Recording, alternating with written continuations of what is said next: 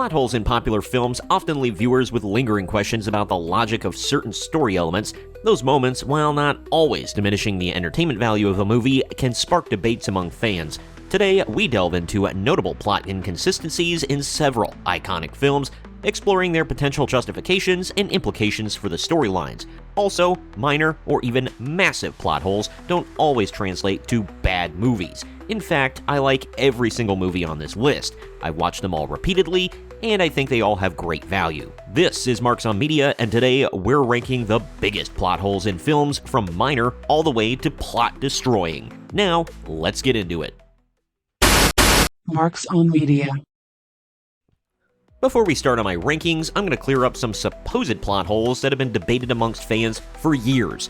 But I've got logical explanations for two supposed movie plot holes so as to explain why they didn't make the cut for this list. The first is from The Lord of the Rings, where the question is posed, why didn't the Eagles, who picked Sam and Frodo up at the end of Return of the King, just simply fly the hobbits to Mount Doom, thus cutting out all of the hassle? The answer for this is that using the Eagles to fly Frodo and Sam to Mount Doom wouldn't have worked for several key reasons.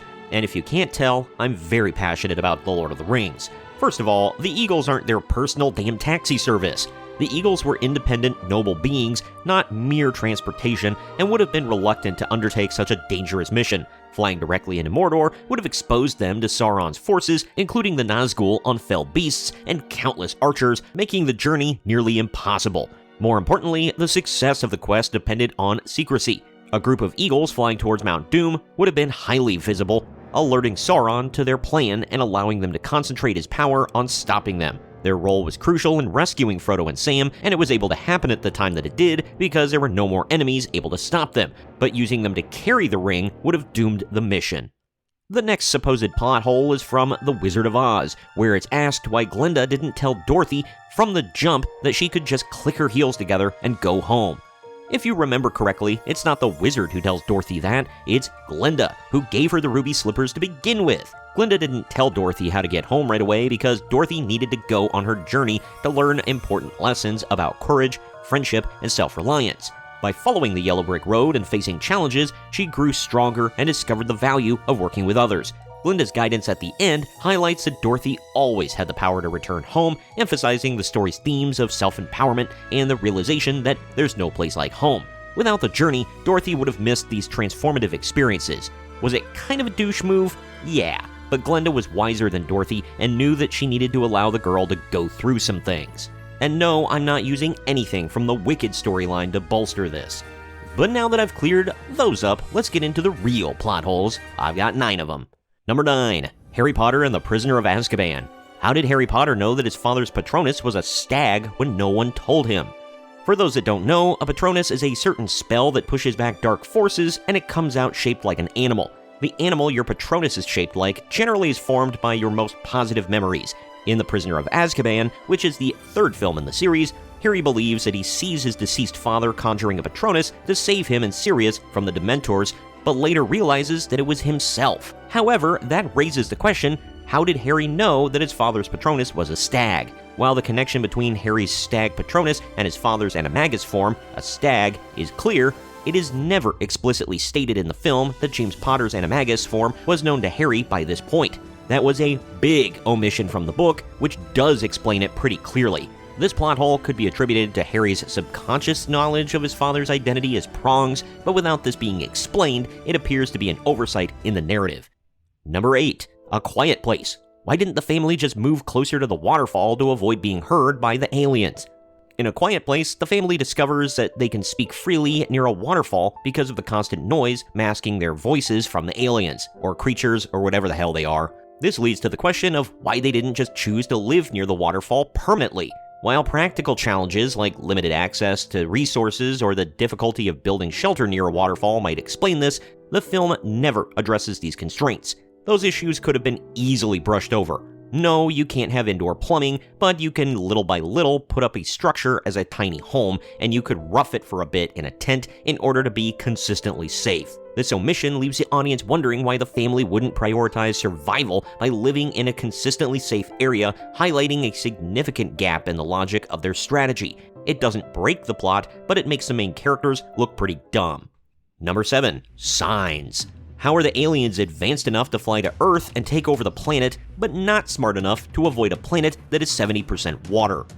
The aliens in Signs possess interstellar travel capabilities, yet are fatally vulnerable to water, which covers the majority of Earth's surface. This raises the question of how they could overlook such a fundamental aspect of the planet that they plan to invade. Possible explanations are that the aliens might not have anticipated humans using water as a weapon, they underestimated its abundance, or water doesn't even exist on their home planet, so they don't even realize that they're vulnerable to it. However, the absence of any explicit explanation in the film makes this plan seem ill-conceived, undermining their portrayal as an advanced species. Number 6. 17 Again. How did Mike's kids not recognize their young father?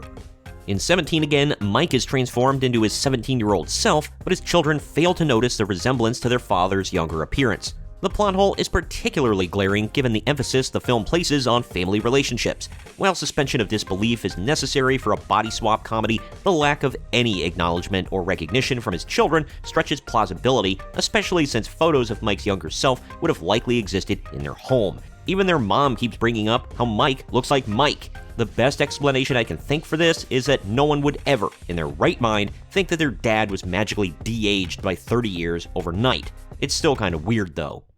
Number 5 might get some people hot under the collar. Star Wars: A New Hope. How was Luke Skywalker hidden in plain sight, and how did Obi-Wan not recognize C-3PO and R2-D2? Luke Skywalker is hidden from the Empire by being raised on Anakin Skywalker's home planet under his uncle's real surname, Skywalker, making him surprisingly easy to trace. Somehow, Darth Vader and the Emperor can easily track down Leia, but not Luke. Additionally, Obi-Wan Kenobi, who worked closely with C-3PO and R2-D2 during the Clone Wars, does not appear to recognize them whatsoever. While one could argue that droids are common and Obi-Wan could have assumed that these were different units, the lack of any recognition undermines the continuity, especially considering that he knows their names. Similarly, Luke's hiding place and name seem poorly thought out for someone meant to be kept safe from Darth Vader. In canon, I guess Darth and Palpatine just never thought about it, or they're just idiots, but in reality, George Lucas never planned on anything past A New Hope when he made the movie. That's why there are quite a few things he had to retcon. I knew it, I'm surrounded by ass. So far, these plot holes have admittedly been pretty bad, but some of it you can make excuses for. The movies can still happen with these plot holes, but these next 4, they either break the ending of the movie, or they break the entire movie, start to finish. As we've done so far, I'll go from least offensive to the worst possible. Number 4, The Karate Kid. Why wasn't Daniel's crane kick a disqualification? Daniel LaRusso wins the tournament with a crane kick to Johnny's face, but tournament rules explicitly prohibit strikes to the face. This apparent violation raises questions about why the referee allowed it. One potential explanation is that the kick's legality was overlooked in the excitement of the moment. Alternatively, the tournament may have had ambiguous or flexible rules, but the film does not clarify this, leaving the audience to wonder whether Daniel's victory was legitimate. Besides that, the entire reason for the crane kick was that Danny's left leg got swept and was hurt, yet when he performs the kick, he plants with the hurt left leg. That would have buckled immediately. This was just all kinds of dumb. It's just dumb. Number 3, Indiana Jones and the Raiders of the Lost Ark. Indiana Jones is completely useless throughout the whole film. I want to say that this was first pointed out by Amy Farrah Fowler in The Big Bang Theory, but maybe it goes before that. And if he weren't in the movie, the Nazis would have still found the Ark, taken it to the island, opened it up, and all died. Just like they did. In Raiders of the Lost Ark, Indiana Jones' efforts to stop the Nazis from obtaining the Ark of the Covenant ultimately have no impact on the outcome. The Nazis retrieve the Ark regardless, and it's their own misuse of it that leads to their own demise. Faces got melted. While this has led to the critique that Indiana is a passive protagonist, his role is more about embodying the theme of persistence and showcasing his adventurous spirit, I guess. Still, the plot's resolution renders his actions largely irrelevant to the final outcome, which diminishes his narrative importance. Then, when he helps government agencies get their hands on the Ark, they pack it away in some random warehouse of artifacts. It was a great movie, a fun movie, but Indiana did nothing to move the plot and resolution along. Indy was supposed to take the Ark to a museum to be studied. He couldn't even get that done. Oh. Number 2, Back to the Future Part 2. Why did they have to go to the future to fix something that hasn't happened yet? This one has been bugging me for years, actually. In Back to the Future Part 2, Doc, Marty, and Jennifer travel to the future to prevent Marty's son from making a life-ruining mistake. They also have to prevent Marty from being a total loser. However, since these events haven't happened yet, they could have just stayed in the present to influence the outcome instead of traveling forward. What if they fix things in 2005, travel back to 1985, and Marty makes the same stupid mistakes, leading to a future that they already fixed, and it never happens? While the film's logic hinges on the idea of changing future events before they occur, it creates confusion about the rules of time travel. The decision to go to the future serves as the plot's entertainment value, but leaves questions about its necessity. Why couldn't Doc just say, "Hey Marty, something stupid happens in 2005, watch out for that. I'll catch you later, I'm going home." I'm not even going to put anything on this list about the MCU time travel because they established that they basically have no rules, but Back to the Future establishes in all 3 movies that altering the past will affect the future. And number 1, Citizen Kane. Who heard Charles Foster Kane's last words? The entirety of Citizen Kane revolves around the mystery of Charles Foster Kane's last word, Rosebud. However, no one is present in the room when Kane dies, raising the question of who heard him utter the word. While it's possible that a servant or a nurse overheard him and relayed it off screen, the film never provides an explanation, leaving a key plot point without a logical foundation. This oversight undermines the central mystery and raises questions about the story's credibility. This is the biggest movie-breaking plot hole I've ever seen. The movie literally can't happen if Charles Foster Kane's last words were not heard, and they pretty much lead you to believe that he's alone when he quietly whispers, "Rosebud." He didn't even shout it out. While I love Citizen Kane, and I think this black and white Orson Welles masterpiece still holds up in the year 2024, this is an awful big thing to miss and leaves the viewers scratching their head.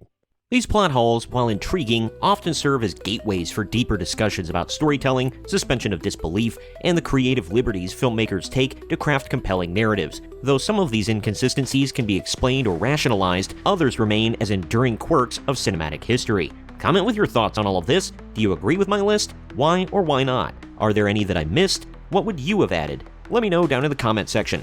Also, please share this video around to everyone you know, and don't forget to like the video, subscribe to the channel, and click the little bell to be notified every time I post brand new content. This has been Marks on Media, and I'll see you next time.